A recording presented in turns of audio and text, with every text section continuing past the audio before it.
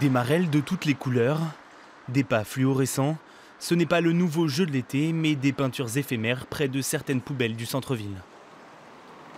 Une initiative destinée à ne plus voir aucun détritus traîner sur le sol. J'avais même pas vu. Depuis quand?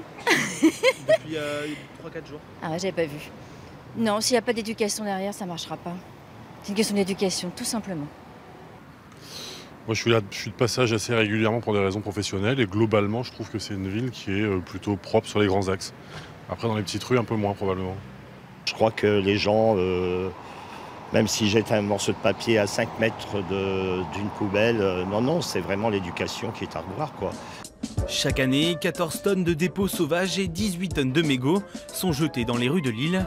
Une lutte incessante pour les services de la mairie.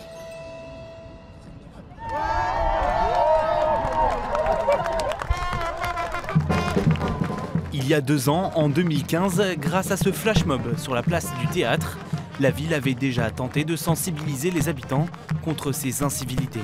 Une incivilité récurrente, des moyens humains et matériels sans cesse dégagés et en développement.